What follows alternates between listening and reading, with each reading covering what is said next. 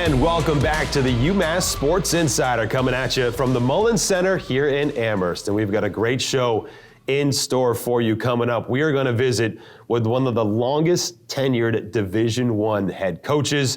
We'll also dive into what made the season for basketball star RJ Luis so special as he earned himself a slot on the A-10 All-Rookie team. And we'll tell you about a very important set of dates coming up for UMass Athletics. But first, let's start with the highlights and look back on the WNIT.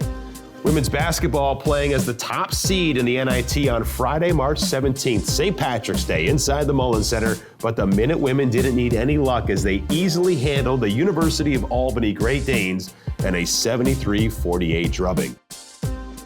Gala Calande recorded a double-double with 17 points and a career-high 15 rebounds to lead the way. Sydney Taylor poured in 19 points of her own, and the Minute Women secured their 27th win of the year, setting a program record for W's, surpassing the record mark of 26 from 1 year ago. UMass would host the second round of the NIT against intrastate rival Harvard on Monday, March 20th, with a shot to go to the Super 16 on the line.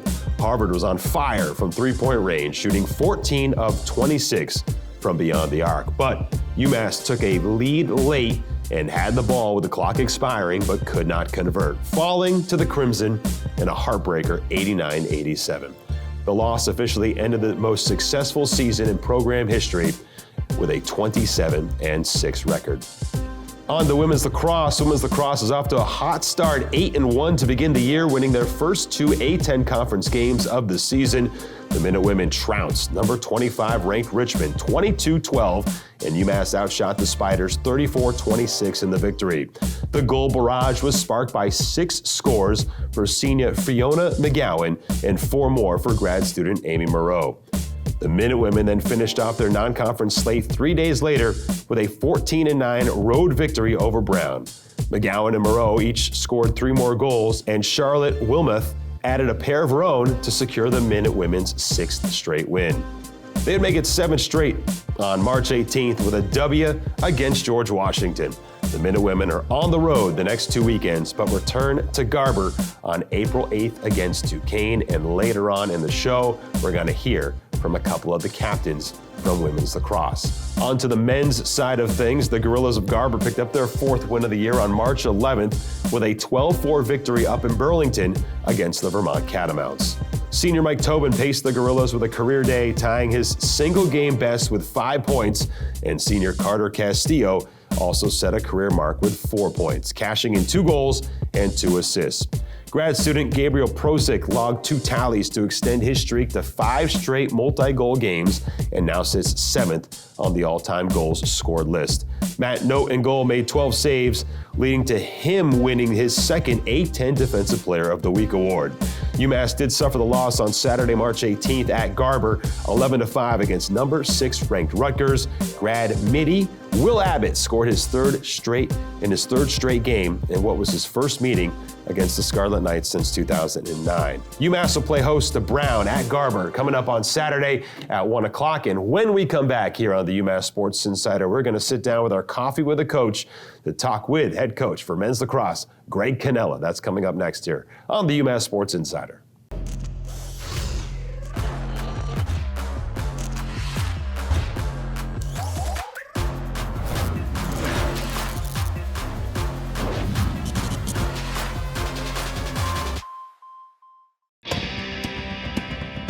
When you need to dig, lift, move, cut, or just about anything else, then dial up the Rental Source staffed with equipment and construction experts.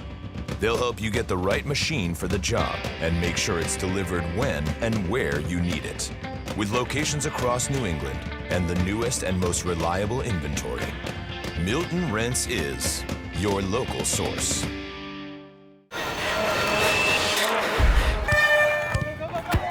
At Mass General Brigham Sports Medicine, you'll find sports medicine care driven by research and determination. Top specialists who understand your athletic dreams, goals, and the need to get back to them. Together, we'll write your comeback story.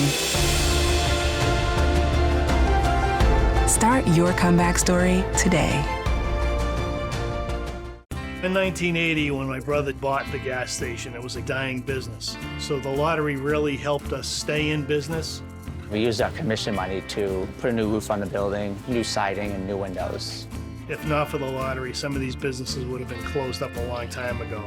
I never conceptualized a big prize on a scratch ticket. I won $1 million that day. Thank you, Massachusetts State Lottery. 50 years of helping small businesses. 50 years of winning.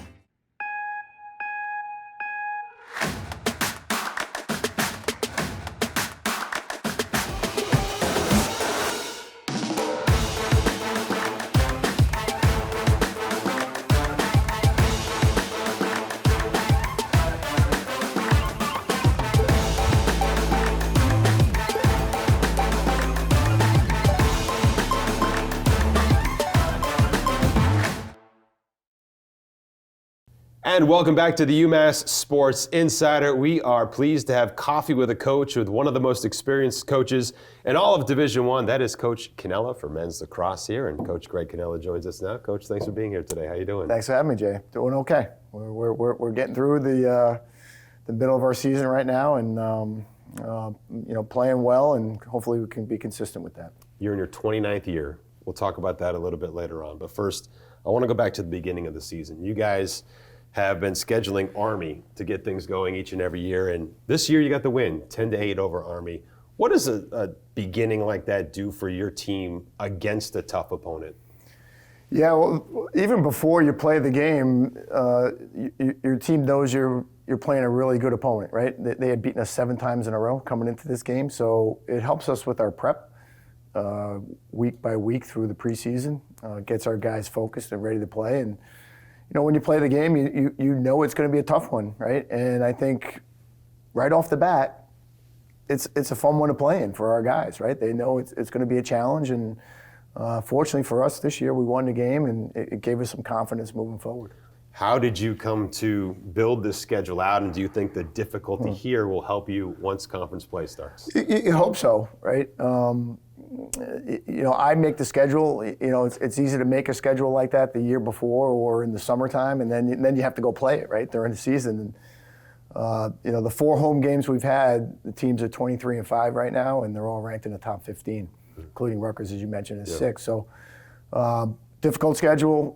Brown won't be any easy this weekend here, and then the A10 will start, and we've got some great teams in the A10 right now that are playing really well. So it's going to be a challenge all the way through. You mentioned kind of the transitioning here to this new conference. You were in the CAA for many years. Now you're in the A10. They've kind of formed their own alliance with a couple of kind of guest programs in Hobart and High Point. What does this transition do for your program at all, and how do you see this conference as a whole? Well, I think the A10 has experience in championships with women's lacrosse, so I think it's a great thing for the A10 schools in particular, and you hope that maybe someone else adds it and jumps in with us. I think that's the thought process going forward. But really good teams, great competition, some great coaching as well. Some newer teams in St. Bonnie's and High Point that have seen real success in the early parts of really. St. Bonnie's is 6 years old. High Point's maybe 8, 9 years old. They've been to the tournament twice. And then you have the old school, in terms of Hobart and their tradition, what they've done over the years. And then St. Joe's and Richmond are 2 programs that, obviously A10 programs that have really invested in men's lacrosse, and the success has come from that. I looked down at the all-time scoring list before the game the other day, and you notice Gabriel Prosick is rapidly moving his way up the charts. He just passed Will Manny. He's about to be into 6th all-time in terms of scoring. Can you just give us a little bit of oversight as to who he is as a player and what he's meant to your program? Yeah, Gabe's been a great player for us and very consistent player for us for 5 years now, right? 4.5. He's got a skill and a knack to score the ball. But he also is great in a 2-man game. It's real popular in the Canadian box lacrosse that he played growing up. And again, he plays with a lot of confidence. So, it's not surprising that he's creeping up on that list. But, You would never know it because Gabe is a very humble guy and very quiet guy. He's not a rah-rah guy on the field, but he's a tremendous leader in the weight room, in the locker room as well, and then on the field. And again, for Gabe to to be that consistent over 5 years, 4.5 now, and hopefully another half a season here, it's just great to see. And I think he's a role model for the younger guys moving forward for us. Another guy on the charts that I noticed, of course, has been in the goal for the past couple of years is Matt Note. Already won 2 weekly awards as the A10 Defensive Player of the Week. He's 7th all-time in saves. What makes him special between the pipes?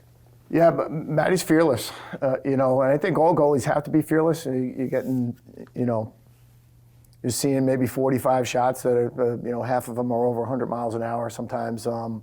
But just tremendous hands, quickness in his hands, and the hand-eye stuff for him is great. And again, he has that confidence that he sits in there. He relies on his instincts, but just a super kid as well, right? Just a super guy, and his teammates love him, right? Obviously, if I was a defenseman playing in front of him like our guys, I'd feel very comfortable knowing if I slip up, Matt's got my back. So it's a very comfortable situation for all those guys. Last one for you. Year number 29, as we mentioned, for you as the head coach, 31st overall here at UMass. What keeps you going and motivated? I think it's the guys. It really is. I mean, first off, the fact that I get to sit in Coach Garber's seat. He's the patriarch of the program, right? Here for 36 years, and I coached with his son Ted, and now I've been able to kind of carry on their tradition. That's number one, and number two is going to practice every day with the guys. It's the most fun I think any coach has, being with their team out there on whether it's the court or whether it's the ice or whether it's our field, Garber Field. It's a great time. It's the best time of my day. In a world of instability, we've got Coach Cannella. Happy to have you, Coach. Thanks so much. Thanks for having me. Men's lacrosse back at Garber on Saturday against Brown at 1 o'clock. We'll take a break, come back with more on the UMass Sports Insider. I literally just looked at my mom and I saw her crying, and we both looked at each other and we were like, what is going on? Tiana was suffering a stroke and was rushed to Baystate, where the neurology team worked quickly to save her young and promising life. This experience changed the type of person and the type of nurse that I want to be. To watch her story, go to baystatehealth.org/mystory. I want to help people the way Baystate helped me. Baystate Health, advancing care, enhancing lives. We know you're busier than ever before, caring for your children, your parents, or a loved one. And don't forget about yourself. You deserve a health plan that guides you along the way and helps you make the decisions that matter most. Health New England has options designed to meet the needs of everyone in your life. We'll be here for you every step of the way. Get a health plan that grows with you. Health New England, where you matter.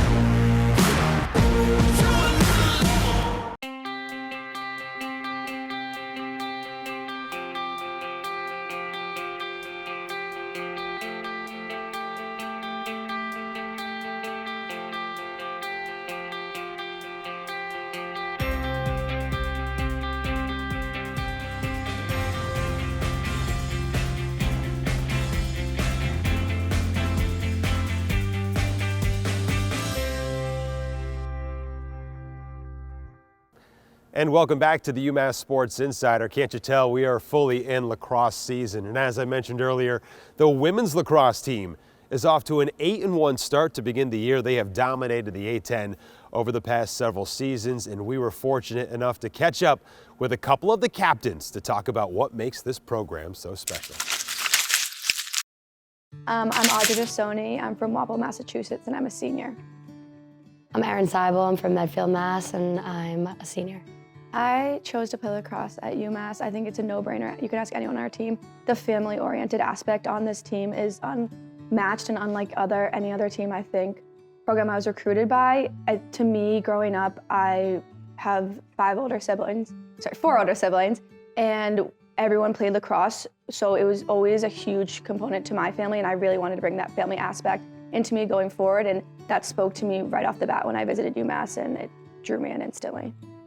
I came to UMass for the same reasons, family-oriented, but also UMass just is a team that wants to win always, and they're gonna work hard on and off the field, in the classroom, all of that made me want to come here. Playing for Jana is truly incredible. When she was elected as head coach, I could not be happier. She's not only a great coach, but she truly cares about each one of us as people, not just lacrosse players, but outside of lacrosse, she will constantly check in with 34 of us. I think she would totally call 34 of us her daughters, and that's just truly incredible. And it's not every girl can say that they have such a heartwarming coach like that, and it's just been amazing working for her. Taking all my good answers. I'd say the same thing. Like, I love playing for Jana. She just always cares about us, and she wants to win. She's the best out there. Yeah, celebrating 50 years of Title IX. Obviously, I wasn't born when everything was going on, but I think it's truly incredible to see the way women's sports has grown, especially lacrosse. It's growing more and more and more, and I think it's truly incredible that we're able to kind of fulfill the legacy that older women kind of worked for us to get to this point, and I just think it's super incredible, and I'm so grateful to have this opportunity. Yeah, I'd have to agree. I also think it's just really cool to be a part of like the 50 years and like for us to be able to play for that. When I leave UMass, I don't really know what the future holds, but I'd hope to college coach. Jana said that she'd already helped me like look for college coaching jobs, and if that doesn't work out, I still love the idea of coaching, so I'd love to teach in a school or be a guidance counselor. When I leave UMass, first off, I'd like to play as long as I can, so whatever that means, but in regards to professionally speaking, I definitely want to stay in the health and wellness realm, so I'm an OIM major, so I'm super interested in data analytics and specifically like sports performance analytics. I would say our identity for UMass Women's Lacrosse is just family. Like, we always want to be there for each other. Like, lacrosse is a big part of our lives, but also like we're a part of each other's lives, and I think that's more important. On the field, we just connect with each other. We're constantly talking, communicating. That is a huge component to what a successful team has to offer, and just when in doubt, always communicate. And also, a word we like to use is gritty. We're all super, super gritty, hardworking, willing to chase those wide shots, go for every single ground ball, and in the end, just have each other's backs. UMass men's basketball true freshman RJ Luis was named to the Atlantic 10 All-Rookie team, becoming the 13th player in program history to earn the All-League honors. Luis developed into a dynamic scorer and impact player in his first year at UMass and was one of 3 true freshmen that played significant minutes under head coach Frank Martin. At 6'7", 196 pounds, Luis didn't waste any time in his All-League campaign. The Miami native scored 14 points with 4 assists and 3 rebounds in his first taste of collegiate action, starting the opener right out of the gates on November 7th versus Central Connecticut State. The double-figure performance was his first of 17 double-digit scoring efforts in 27 games played in 2022-23. Luis continued to build upon his early season success with 18 points and 5 rebounds versus Pac-12 opponent Colorado, pushing UMass to winning the Myrtle Beach Invitational with wins over Murray State, Colorado, and Charlotte. UMass is your Myrtle Beach Invitational champion. It was the first early season tournament win for the program since 2013, with Luis scoring 9 points in just 17 minutes in the title game versus the 49ers. The Minutemen closed out the non-conference slate with a 9-3 record, and Luis used his size, speed, and skill to become a scoring threat at all 3 levels. Luis, left elbow, J is good, so smooth. The rest of the A-10 took notice of Luis after a slew of injuries pushed him back into the starting lineup on January 25th in an 85-76 win over Richmond at the Mullins Center. Luis turned in a 6 of 12 shooting performance and recorded his first of what would be 4 games with 20 or more points in the season. Luis one-upped himself 1 game later with an unforgettable 31-point breakout performance in a win over Duquesne. The freshman scored his 31 points and iced the game down the stretch by dominating from the free throw line. All in all, Luis shot 17 of 18 from the line, giving UMass consecutive wins in conference play. Another 21-point contest was turned in later in the year on February 22nd versus Dayton, and 23 more added up versus Duquesne on the road 1 game later, solidified Luis on the All-A-10 rookie squad. Luis finished as the leading freshman scorer in conference play, averaging 14.6 points per game, despite missing multiple games due to injury. His A-10 only stats include 87% free throw percentage, 3rd in the league, 14.6 points per game, 16th in the league, 53% field goal percentage, 12th best in the league, and 5.5 rebounds, 24th best in the league. He was by far and away the best freshman in the league in all those categories except for rebounding.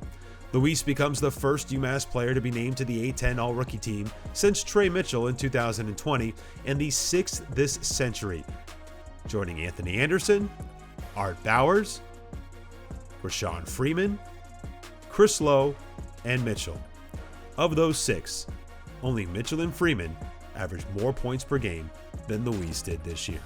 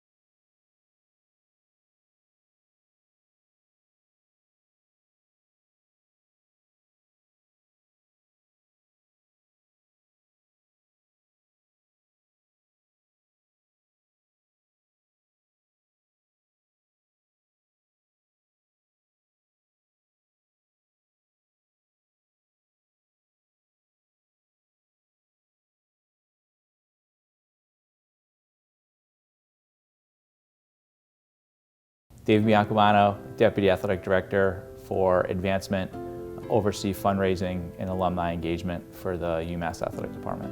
I think it's important for people to give is because we have found ways to directly connect giving to the student-athlete experience. We've been able to identify priorities that really resonate with our alumni, our current donors, those that care about our programs, and have aligned those priorities to people's passion for giving. I think what I've enjoyed from watching you guys operate is the different ways that you've been able to incorporate people that want to give to UMass with connecting to the student athlete. I can think of the football scholarship. I can think of the new track facility that's being worked on. Give us a rundown as to, you know, it feels like people just say give, give, give, and it goes to a nebulous, you know, budget. But for you guys, it's a lot different where they're targeted projects that you're working on. Yeah, I think we definitely find specific areas and specific targets, like you said, to find where people are most passionate. And I think we do a lot of relationship building. I think we really show the impact of people's giving, and through those relationships, we're able to get gifts that are smaller, maybe more annual fund, up to larger gifts that can lead a capital project, can create a new scholarship to really help our student athletes. Tell us about the big capital project that you guys are working on. What was formerly known as the Curry-Hicks Cage will now be a full-time home for our men's and women's cross-country track and field programs. They'll have their own facility right there in the middle of campus, an indoor training complex, which will be great.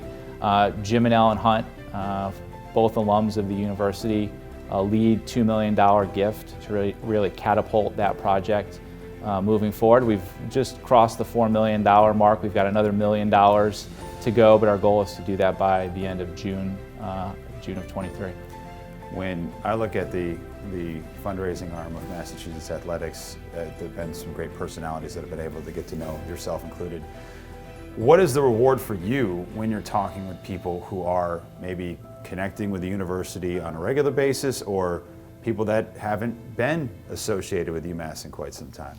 Yeah, I mean, I think the reward for me is seeing people connect first to the university, seeing them find ways to make an impact, seeing how it positively changes the experience of the student athlete. At the end of the day, I'm a bean counter.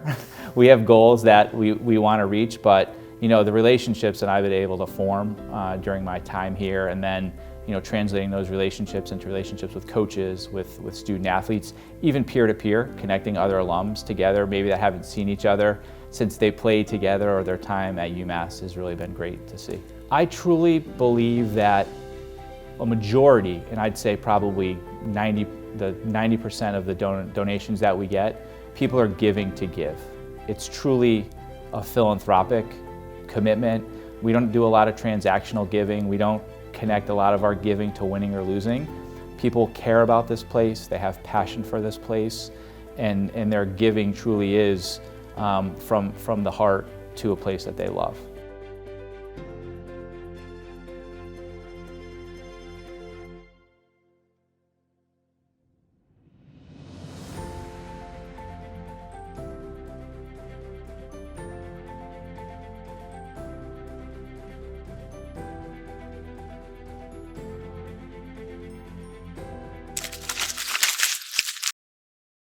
That's right. Make sure you save the date for UMass Gives coming up on April 26th and 27th, our 2-day period of giving. That'll do it for us in this episode of the UMass Sports Insider. Until next time, from Amherst, my name's Jay Burnham saying so long, everybody.